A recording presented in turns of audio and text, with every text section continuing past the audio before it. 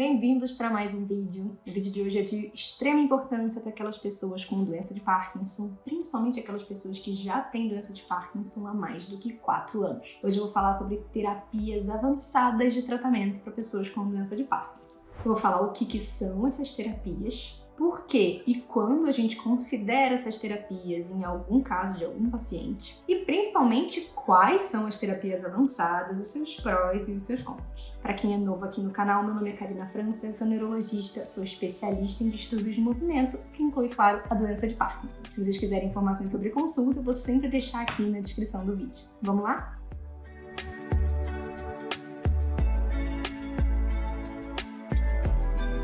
Vamos começar a falar sobre o que são terapias avançadas no tratamento da doença de Parkinson. Essa é uma classificação completamente arbitrária que a gente coloca para dividir tratamentos mais simples daqueles tratamentos mais avançados. O que a gente coloca em tratamentos simples? Em tratamentos simples estão todos os remédios que a pessoa toma pela boca e todas as terapias de reabilitação, fisioterapia, fonoaudiologia, psicologia, terapia ocupacional que as pessoas fazem para melhorar os sintomas da doença de Parkinson.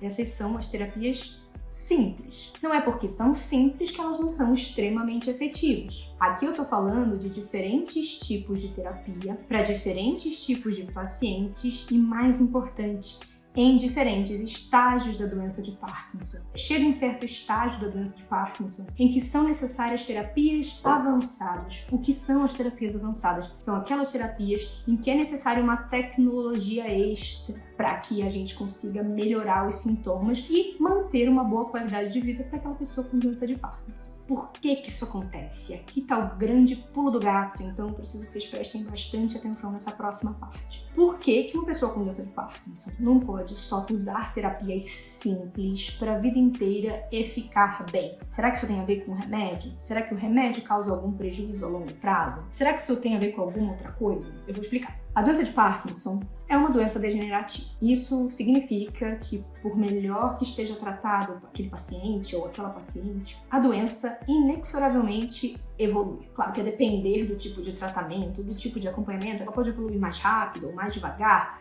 mas ela de fato evolui para todos. E nós sabemos também que os sintomas da doença de Parkinson são causados pela diminuição no número de neurônios que produzem e armazenam uma substância chamada dopamina. A dopamina é um neurotransmissor, uma forma dos neurônios se comunicarem. Basicamente é isso. Quando eu tenho menos neurônios que produzem e armazenam dopamina, a quantidade de dopamina no cérebro ela diminui, o que prejudica ainda mais essa comunicação entre os neurônios e os sintomas da doença surgem por causa disso. No início, quando o paciente começa com sintomas da doença, tem uma doença de Parkinson inicial, a gente dá precursores de dopamina ou agonistas de dopamina por boca, então a gente dá remédios que substituem a dopamina e o paciente fica muito bem obrigada em relação aos sintomas. Ele toma, vamos supor, levodopa 3 vezes ao dia, toma aí o pramipexol, que é um agonista dopaminérgico, 1 vez ao dia, e ele fica muito bem obrigado, ele fica com sintomas controlados. Não quer dizer que os sintomas somem 100%, mas são sintomas que não atrapalham a vida daquele paciente. O mais importante, o paciente ele não fica sentindo que os sintomas vão voltando ao longo do dia. O paciente toma um comprimido,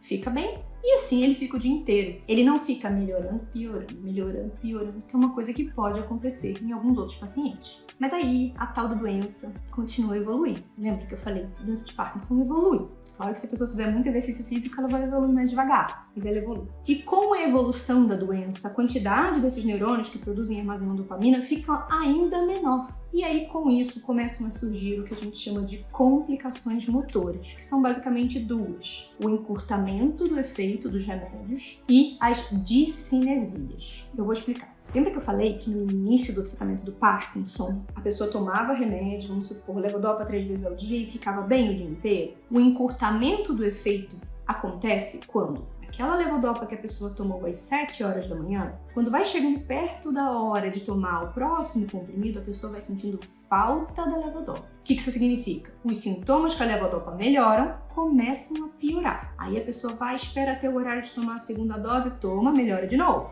Aí perto da terceira dose ela volta a piorar. Ou seja, ela fica melhorando e piorando ao longo do dia. Isso é o encurtamento de efeito de dose ou wearing off. As discinesias são geralmente movimentos involuntários que parecem uma dança, que acontecem no pico de ação da levodopa. Como os neurônios não só que produzem, mas que armazenam a dopamina também estão diminuindo, o excesso de dopamina fica ali boiando nos neurônios e acaba excitando demais esses neurônios. Então a gente tem movimento demais e a gente acaba tendo essas discinesias, que às vezes incomodam os pacientes e às vezes não, mas que também nos dizem que aquele paciente já não tem mais uma doença em estágio inicial, mas uma doença em estágio moderado, e isso é muito importante. Isso é importante porque as terapias avançadas para tratamento da doença de Parkinson devem ser cogitadas em pacientes que já têm doença em estágio moderado. Naqueles pacientes com doença em estágio inicial, em que medicações ou tratamentos simples já conseguem dar qualidade de vida e resolver o problema daquele paciente, eu não tenho por que pensar em terapias avançadas. Essas terapias são para melhora de sintoma, melhora de qualidade de vida. Essas terapias não vão curar a doença.